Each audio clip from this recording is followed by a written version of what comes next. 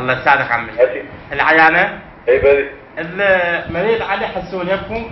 علي حسون؟ علي حسون هاشمي والله الله يستر عليك. لا ما عندنا. حتى خابر لنا عاش. ايه. قالوا شوفوا بالعيانة المركزة. انت مين تخابر؟ من برا من طويريج. نطوريج. الله يستر عليك. اي والله شوف لنا. ايش اسمه؟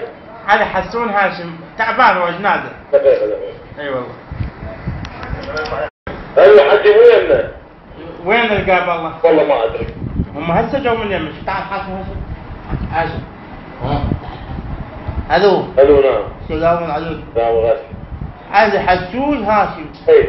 اي والله تعبان اذا ميت قد عمي انا دخت والله العظيم ما ادري شلون. يا عمي انت ولا يمي قلت لك بس والله مو يمنا، احنا عندنا نسخه بس. هو هاي امك تليفون طلعوا قل له خليه ما تحاكي خليه ما تحاكي. غيروا في حكي ماكو جديد. تعال انا كذا علاقه.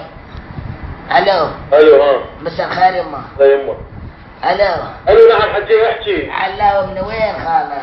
حجي مو يمنا ما عندنا ايش مريض، ما عندنا ايش اسم. وين وجاي بعد عيني؟ ما ادري. ايش بيه شنو مضروب سياره؟ يما مضروب بسيارة. ايه حجي مو يمنا بعد ما جابوا يمنا. يما. ويجيبوه صار على خابركم. دهركم اليوم. احنا شنو علاقه؟ الو. الو. وين خويا تنصحني اروح وين؟ والله اخوي ايش بتجي المستشفى تدور عليه؟ مو احسن لك ترى ماكو هيك واحد يدور على مريض بالتليفون. احنا مو بالتليفون هم جو مثل المقالة بالعيانة. ما اسمعني ابن عمي، هو شو يسوي لك المريض؟ قرايبك؟ اي ابن عمي والله. ابن عمك تجي المستشفى الطب في مكان يسموه الاحصاء. الاحصاء؟ يطب له يطلع له ايه يسوي اسمه بيه. وتسأله ما يدلوك عليه، خوش حكي؟ الله يستر عليك. هاي سبب غاش. الله